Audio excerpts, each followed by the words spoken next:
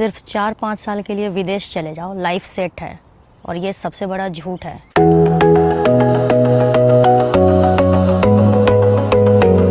नमस्कार, प्रणाम आप सबको।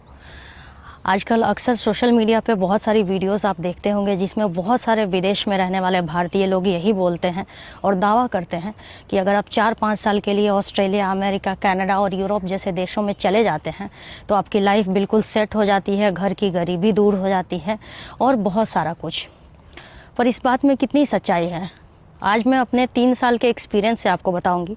पिछले 3 सालों से ऑस्ट्रेलिया में रह रही हूँ और उसके एक्सपीरियंस के बेसिस पे आज मैं आपको इस बात की सच्चाई बताने वाली हूँ। चलिए पहले चेयर पे बैठ जाते हैं, उसके बाद बात करते हैं, क्योंकि चलते चलते बहुत थक गई हूँ और ये बहुत इम्पॉर्टेंट है चीज़ आप लोगों को समझाना, क्योंकि आए दिन मुझे मैसेज आते हैं, बहुत सारे लोग विदेश आने के लिए पूछते रहते हैं।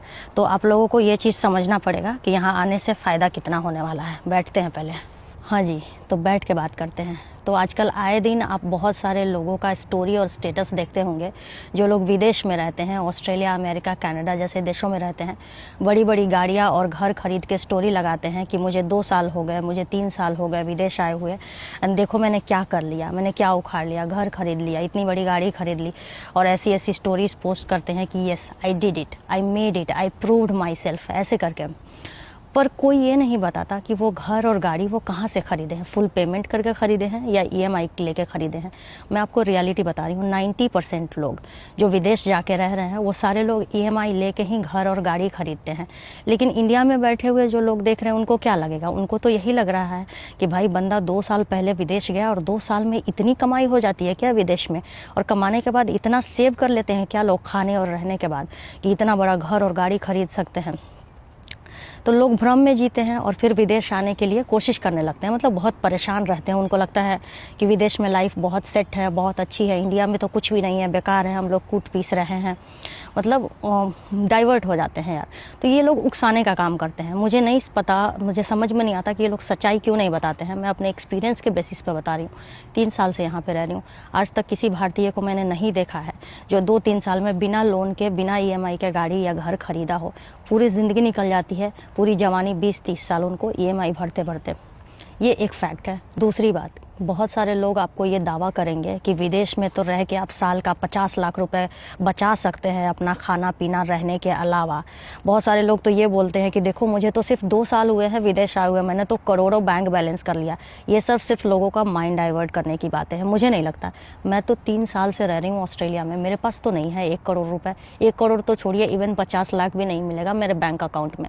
अब मैं आप लोगों को डीमोटिवेट बिल्कुल नहीं कर रही हूँ, मैं सिर्फ सच्चाई बता रही हूँ कि अगर आप लोग आना चाहते हैं बेशक आइए, बहुत अच्छी ज़िंदगी है। आप देख ही रहे होंगे पीछे साफ़ सफाई है, आए दिन मैं अपनी वीडियोस में दिखाती रहती हूँ कि यहाँ पे ज़्यादा लोग बीमार नहीं पड़ते हैं, साफ़ सफाई है, लाइफ अच्छी है, क्वालिटी ऑफ लाइफ जो कह सकते हैं, साफ़ हवा, साफ़ पानी, सब कुछ है। लेकिन आने से पहले थोड़ा समझना ज़रूरी है कि बहकावे में मत आइए।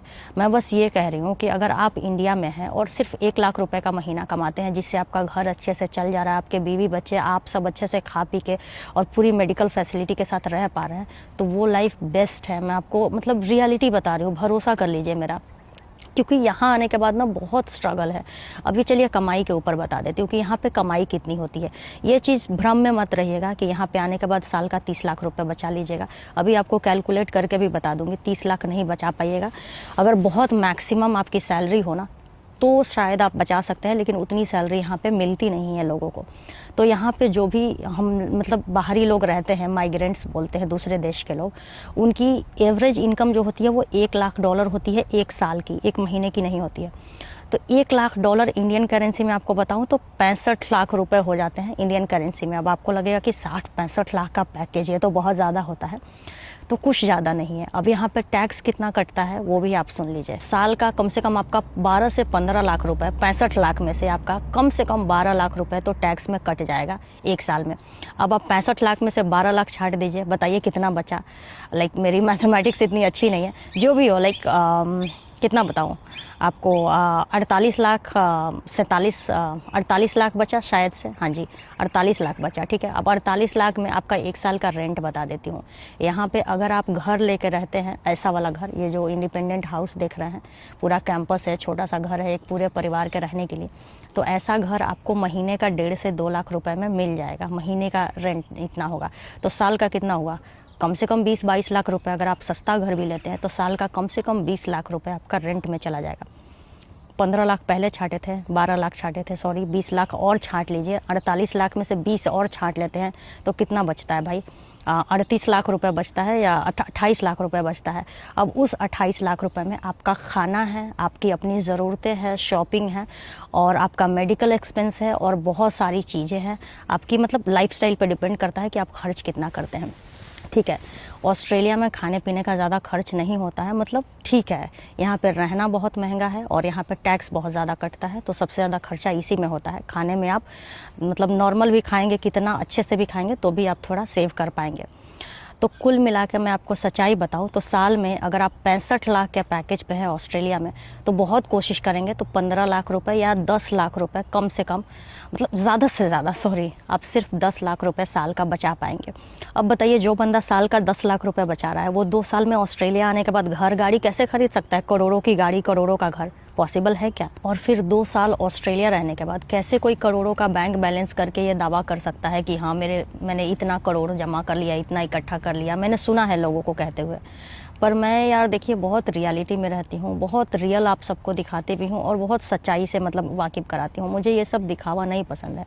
ज़्यादातर लोग विदेश जाके पता है शो ऑफ करते हैं, गाड़ी घर लेके दिखावा करते हैं, मेरा ये हो गया वो हो गया, पर ऐसा नहीं है यार। लाइफ अच्छी है यहाँ पे मानती हूँ, पर आसान नहीं है लाइफ। और इंडिया में कितनी लग्जरी है, इस चीज़ का आपको अंदाज़ा तब होगा ना जब आप विदेश में, दूसरे देश में जाके रहेंगे ना, तब आपको फील होगा कि भारत में आपको कितनी आज़ादी थी हर चीज़ की, कितना सुख सुविधा था और आप मेंटली कितने खुश थे। इन सब देशों में तो देखिए अजीब सी उदासी सी छाई रहती है। आप कितना भी पैसा कमा लीजिए, खुश नहीं रह सकते हैं। तो खैर, मैं अपने टॉपिक से डाइवर्ट हो रही हूँ। तो कुल मिला के आप 10-12 लाख रुपए साल का बचा सकते हैं, बहुत अच्छा कमाते हैं तो यहाँ पे। तो ये हिसाब किताब है। अब आप ये बताइए कि एक बंदा 10 से 12 लाख रुपए एक साल में बचा रहा है और अगर 4 से 5 साल वो विदेश में रह भी जाता है तो कितना बचा पाएगा? 50 लाख रुपए।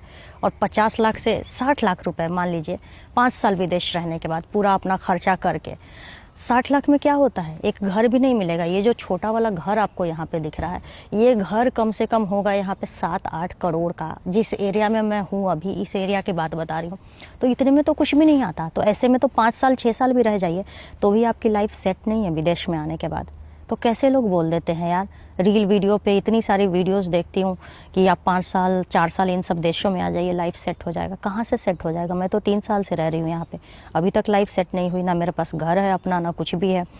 क्या मैं इंडिया में जाके अपनी जॉब छोड़ के और अपने हस्बैंड की जॉब छोड़वा के आराम से रह सकती हूँ? इतने पैसे हो गए मेरे पास? बिल्कुल भी नहीं, ये सच नहीं है।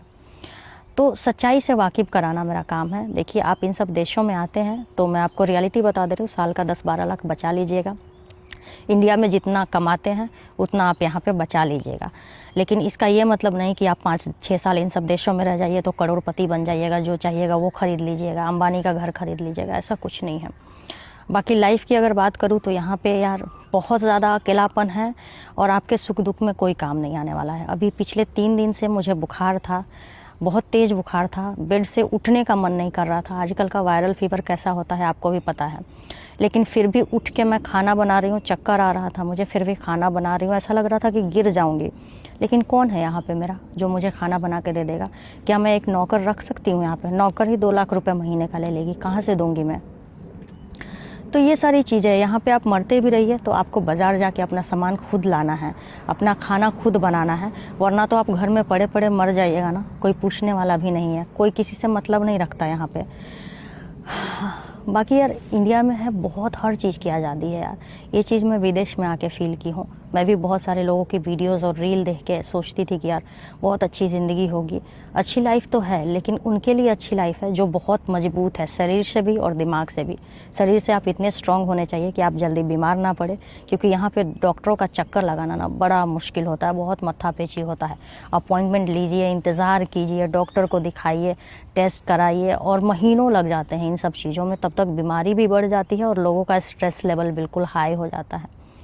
तो देखिए, वीडियो बनाने का ये पर्पस मेरा बिल्कुल भी नहीं था कि मैं आप लोगों को डीमोटिवेट करूं या फिर ये कहूं कि आप लोग विदेश मत आइए। ऐसा आप लोग बिल्कुल मत सोचिएगा।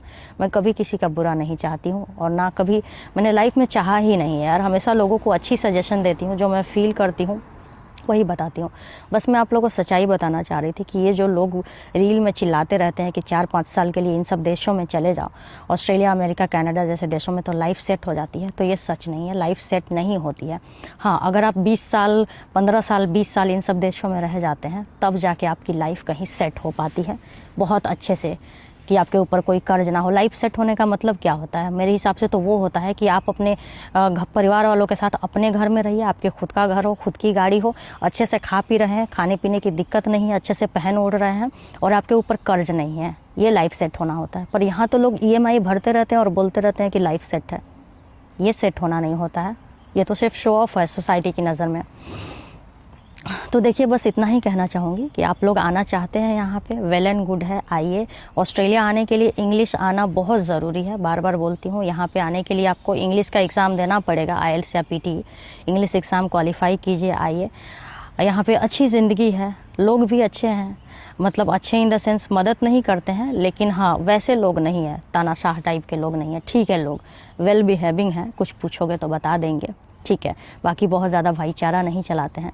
तो आइए, लेकिन बहुत ज़्यादा एक्सपेक्टेशन वो पाल के मत आइएगा कि जाएंगे तो 2 ही साल में घर हो जाएगा, गाड़ी हो जाएगा और सब कुछ हो जाएगा। तो ऐसा नहीं होने वाला है। टाइम लगता है इन सब चीज़ों में, टाइम देना पड़ेगा। तो ओवरऑल यही कहूँगी कि अगर इन सब देशों में आप 10 साल 15 साल रह जाते हैं, तब आपकी लाइफ सेट है। बाकी आपकी मर्ज़ी है। और फिर से एट लास्ट इतना ही कहना चाहूँगी कि अगर इंडिया में आप अच्छा खासा कमा रहे हैं ना, आपका घर अच्छे से चल जा रहा है, तो अब इंडिया मेरे अकॉर्डिंग बेस्ट है। आज भी मैं 3 साल से ऑस्ट्रेलिया में रह रही हूँ, और मुझे आज भी यही फील होता है कि इंडिया में मेरी लाइफ ज़्यादा सिक्योर थी, परिवार वालों के साथ थी, कोई टेंशन नहीं रहता था। कुछ होता था तो टेंशन नहीं लेती थी, सोचती थी यार घर वाले देख लेंगे, सब हो जाएगा मतलब। पर यहाँ पे कुछ भी होता है ना, तो मुझे ऐसा लगता है कि यहाँ कौन देखेगा, लेकिन यहाँ पे कोई नहीं है देखने के लिए, कोई नहीं है कुछ करने के लिए। तो ऐसा फील होता है। बाकी आपकी मर्ज़ी है, आप सबकी अपनी चॉइस है। देख लीजिए, आना चाहते हैं मोस्ट वेलकम, आप आइए, लेकिन मजबूत बन के आइएगा कि हाँ यहाँ पे अकेले रहना पड़ेगा, अकेले सब कुछ झेलना पड़ेगा, दुख दर्द बीमारी तकलीफ़ सब कुछ, और बहुत स्ट्रगल है आने के बाद। और बहुत ज़्यादा एक्सपेक्टेशन पाल के मत आइएगा। बहुत मेहनत करना पड़ता है इन सब देशों में, और इन सब देशों में बहुत मेहनत से पैसा आता है। तो खैर, मेरी वीडियो पसंद आए तो लाइक कीजिएगा, और अगर अच्छे लगे मेरे थॉट्स तो मुझे सब्सक्राइब कर लीजिएगा। बाकी कोई मजबूरी नहीं है सब्सक्राइब करने की, कोई ज़बरदस्ती नहीं है। और अपने दोस्तों के साथ शेयर कीजिएगा अगर आपको पसंद आए मेरे विचार तो। बाकी मिलती हूँ आपसे दूसरी वीडियो में एक और नई जानकारी के साथ। Thank you so much for watching. आप सब ने इतना टाइम दिया, अपना मेरी वीडियोस देखी, और मैं उम्मीद करती हूँ कि मैंने आप सबका टाइम वेस्ट नहीं किया होगा इस वीडियो के थ्रू। Thank you.